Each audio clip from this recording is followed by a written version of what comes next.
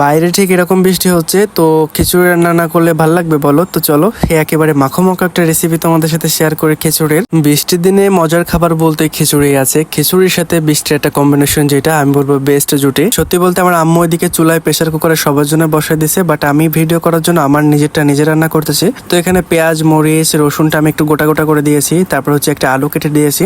এখন অনেকে না আলুর খোসাটা দেখলে অনেকে নাক সেটকাতে পারে, বাট আলুর খোসা সহ আলু খাইতে আমার বেশ ভালো লাগে, এই জন্য আমি এটা দিই। তোমরা রান্না করবা অবশ্যই ছিলে দেবা, সেটা তোমাদের ব্যাপার, বাট আমার খোলা সহ খাইতে ভালো লাগে। আলু, পেঁয়াজ, মরিচ, রসুন তেলে দিয়ে একটু সটি করে ওর ভিতরে চাল এবং ডালটা দিয়ে দিলাম। এটা আমি ধোয়ায় দিয়েছি, কারণ এটা কাপড়ে খুব সুন্দর করে টেনে নিছে। আসলে আমি যেভাবে রান্না করি এটা নিয়ে অনেকেই বলে যে চাল ধোয় না, ডাল ধোয় না। আসলে ওটা ধুইলে কি হয়, খিচুড়ির স্বাদটা আমার কাছে তেমন একটা ভালো লাগে না।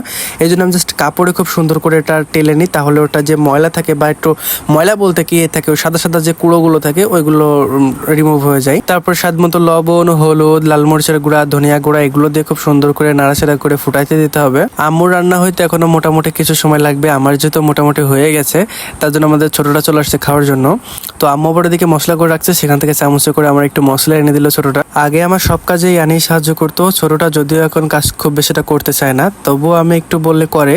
তো একটু একটু করে ট্রাই করতেছি, ওকে ওকে আমরা সামনে ইনশাল্লাহ নিয়ে আসবো। এবং অ্যানির বিয়েতে যে সমস্ত ঝামেলাগুলো হয়েছে ইনশাল্লাহ ওর বিয়েতে হবে না। তো এখানে মোটামুটি আমার খিচুড়িটা রান্না শেষ হয়ে গেছে এবং রসুনটা এত বেশি পরিমাণে ভালো লাগছিল খাইতে। বর্ষার ভিতরে খিচুড়ি রান্না করা শেষ, চলো এখন খেয়ে ট্রাই করি। তো আমি যখন খাচ্ছিলাম তখন অ্যানি আবার ফোন দিছে, ভিডিও করলে অন্য ফোনে আমার সাথে কথা হচ্ছে। ফোনে ওর ভিতরে আমি বলতেছি যে আমরা তো খিচুড়ি খাচ্ছি, তো দেখে তো মন খারাপ হতে পারে, তো এখন ফোন রেখে দে, পরে ফোন দিস।